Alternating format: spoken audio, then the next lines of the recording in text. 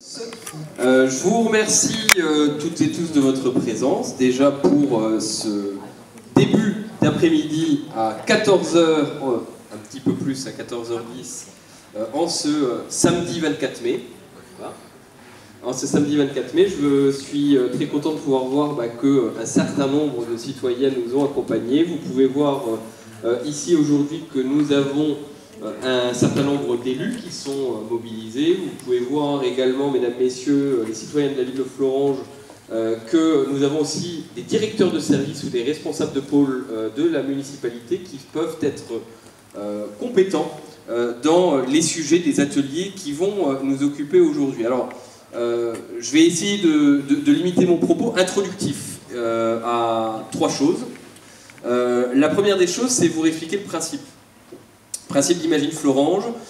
Il y a maintenant 2 ou 3 ans, peut-être 2 ans et demi, nous avions eu l'occasion, mesdames, messieurs, de discuter d'un grand projet d'urbanisme qui était lié à une opportunité foncière.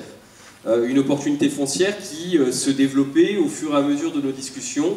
Et ce projet d'urbanisme, nous l'avions appelé Fleuranges 2035. Comment allions-nous, c'était ça l'intention de ce projet Fleuranges 2035, comment allions-nous inventer et réinventer notre ville à l'aune, non pas d'un mandat, non pas de 2 mandats, mais de l'avenir, de manière générale, en fonction des opportunités foncières qui étaient liées, notamment à la question de l'emprise réservée qui se libérait avec le tunnel profond de la 31 bis, et également d'une question, c'est, et j'en reparlerai tout à l'heure, une libération plus ou moins progressive de certains pôles fonciers des grands bureaux de Fleuranges.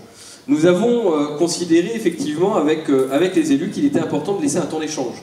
Un temps d'échange puisque la ville de Fleuranges, sur bien des enjeux, est un peu à la croisée des chemins. Et que bien loin encore de Fleuranges 2035, nous nous rendons compte qu'il y a de très nombreuses opportunités foncières qui vont occuper l'espace public, qui vont occuper le débat public à Fleuranges durant les prochaines décennies. Et je dis bien durant les prochaines décennies au pluriel.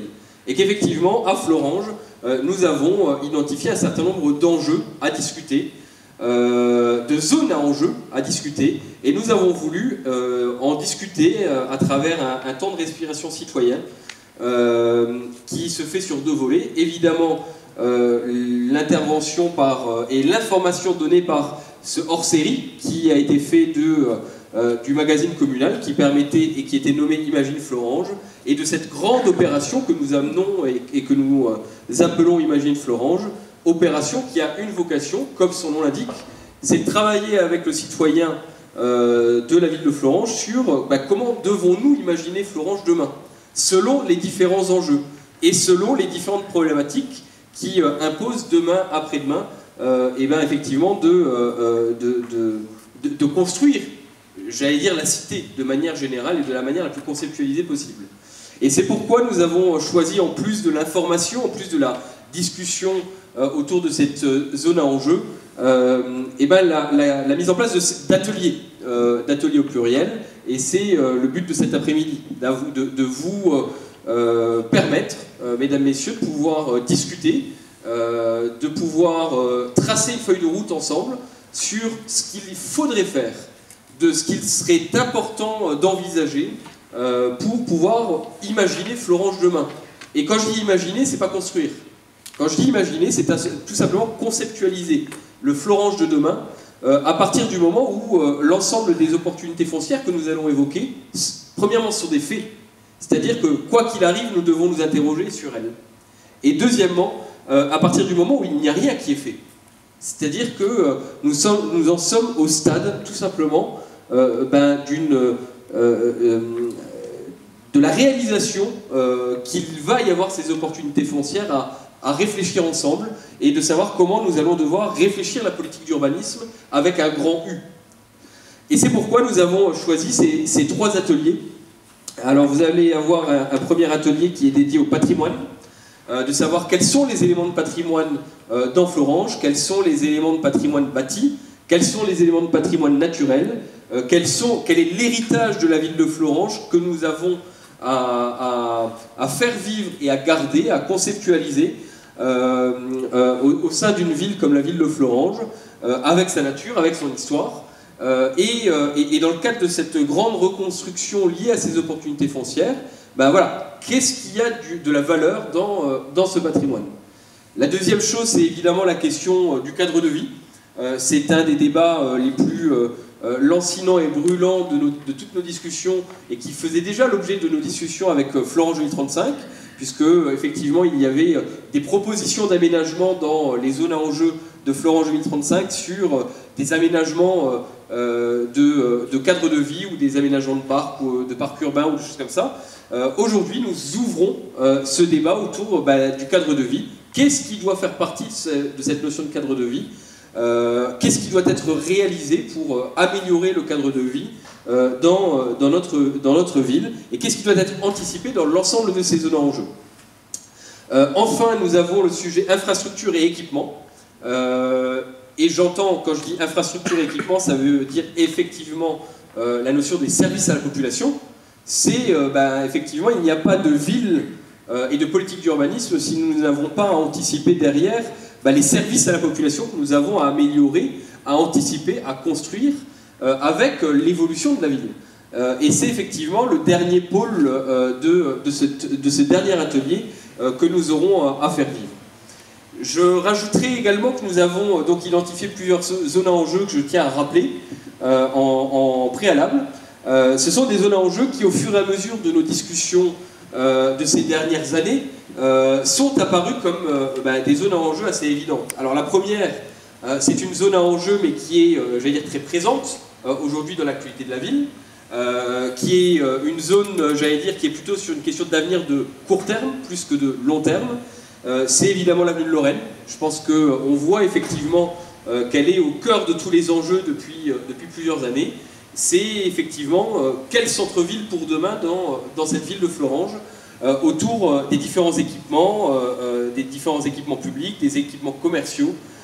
Voilà, effectivement, c'est cette zone de l'avenue de Lorraine qui est connue, j'allais dire, des Florangeoises et des Florangeois.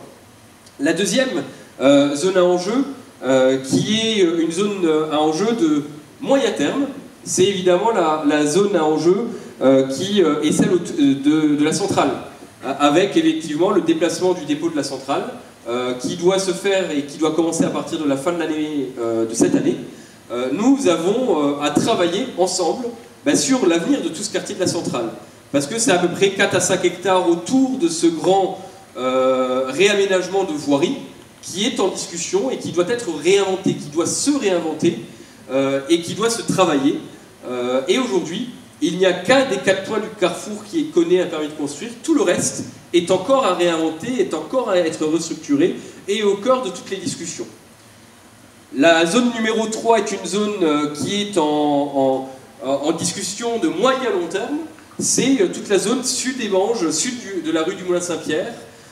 C'est une zone qui va connaître un premier pôle d'aménagement avec l'école Notre-Dame de la Providence, qui doit commencer ses travaux à partir de septembre. C'est une zone qui est pressentie pour accueillir un nouveau crématorium, un nouveau service public funéraire, et c'est une zone qui est discutée historiquement pour accueillir un déplacement d'équipements publics. Typiquement, la question du stade municipal a été identifiée historiquement dans nos discussions. Donc oui, c'est une zone à enjeu qui allie service public et évidemment aménagement urbain, réaménagement urbain et restructuration urbaine. Et après, il y a des zones qui sont moins évidentes. Alors, il y a la 4e zone et la 5e zone, c'était la zone de Florange 835. Pour celles et ceux qui veulent se souvenir de Florange 835, nous avons remis à votre disposition les cartes qui avaient été présentées à l'époque du projet Florange 835 et qui vous permettront de vous rappeler la proposition urbanistique qui avait été celle de l'atelier des territoires qui avait travaillé dans cette proposition d'urbanisme et qui abonde le débat. Et qui doit nous amener à réinventer tout un pôle qui allie à la fois un tracé autoroutier qui ne s'est jamais fait et qui a néanmoins amené à des contraintes urbanistiques pendant des années. Donc c'est effectivement ce grand faisceau qui fait une bonne vingtaine d'hectares auquel se rajoute tout le pôle des grands bureaux qui, je le rappelle, les grands bureaux de la sidérurgie, qui s'ils sont encore en exploitation, amènent à des discussions aujourd'hui, notamment autour d'Eugène-Velay. Aujourd'hui, par exemple, la question de l'ancien gymnase Eugène-Velay est ouverte avec la sidérurgie puisqu'ils ont déplacé leurs archives à Saint-Avold, et donc ils ouvrent cette perspective d'une restructuration urbaine en plein centre-ville, autour de ce complexe de Gennevelay qui fait déjà 6 hectares de terrain. Donc la question de ces grands bureaux est forcément un sujet à proximité du stade et à proximité de cette zone de la 31 bis. Nous avons ensuite 2 zones qui sont beaucoup moins connues de la population.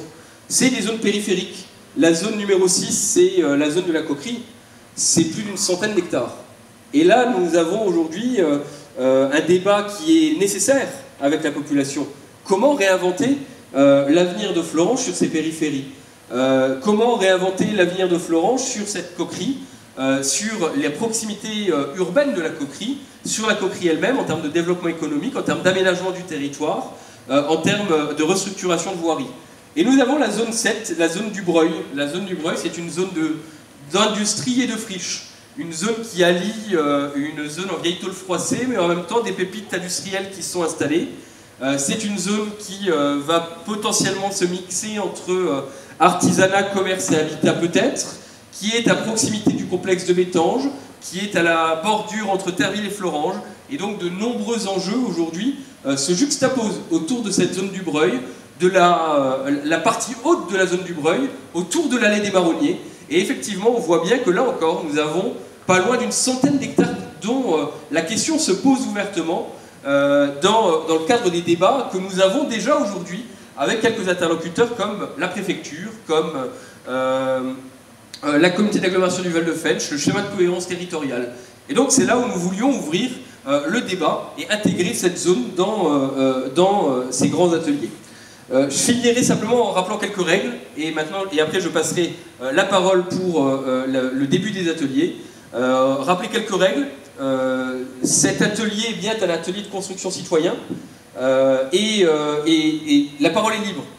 Je me permets de le dire, la parole est libre. Vous avez des directeurs de service qui ont une liberté de parole sur ce qu'ils peuvent apporter à ce débat. Vous avez des élus qui sont présents, qui ont leur liberté de parole pour faire en sorte d'abonder le débat et de structurer ce débat autour des faits, autour des actes. Mais je rappelle aussi que nous ne sommes pas dans un débat politique et nous ne sommes pas au conseil municipal. Donc je veux juste que ce soit clair entre toutes les personnes qui sont ici présentes. Nous sommes là dans un atelier de construction citoyenne, nous ne sommes pas au conseil municipal de la ville de Florange. Et donc j'attends aujourd'hui une démarche constructive de l'ensemble des citoyens autour des débats qui peuvent émerger. Je rappelle que tout sera mis en compte-rendu. Un compte-rendu sera rédigé de toutes les interventions citoyennes qui seront réalisées ici pour qu'il puisse y avoir une suite, d'une certaine manière, à ces ateliers Imagine Florange. Je rappelle que, suite à la fin de mon discours, je me mettrai de côté, je ne participerai plus au débat tout au long de la journée, pour laisser libre cours au débat et pour ne pas politiser le débat. Il me semblait important d'être présent pour vous accueillir, mais il n'y aura pas de politisation de ce débat, y compris de ma part. Et évidemment, je l'espère, du côté des élus qui sont ici présents, pour justement laisser cette liberté de parole, même si, évidemment, les élus qui sont présents pourront faire police dans cet événement, si jamais il y a un débordement qui est un peu de nature politique, puisque ce n'est pas l'objet, je le répète. Néanmoins, évidemment, toute intervention est la bienvenue et toute intervention est totalement libre. Merci à tous. Merci Monsieur le maire, merci à toutes et tous d'être présents aujourd'hui. Je suis Alexandre Vie, je serai un peu votre modérateur et le maître du temps pour cet après-midi. Aux côtés de moi également, Lisa Lamarlette, j'aimerais qu'on l'applaudisse également bien fort, qui a piloté également ce projet à vos côtés. On est ravis de vous accueillir, Florangeois et Florangeoises, techniciens également, puisque nous aurons l'occasion d'avoir des clés pour pouvoir avancer grâce à vous, grâce à votre expertise. Avant tout, je vous propose, et comme le disait le maire à l'instant, c'est de donner simplement la règle du jeu. Un, c'est bien sûr de garder le tempo de cet après-midi. Je serai donc le maître du temps. Je serai peut-être amené à vous couper ou à vous accélérer ou à vous donner la parole. L'idée, c'est bien sûr de partager, d'avoir des idées et que nous puissions faire avancer Florange. Imaginons Florange ensemble sur les thématiques que l'on a vues, cette thématique, mais ça pourrait encore se développer. Peut-être que d'autres thématiques pourraient ressurgir aujourd'hui.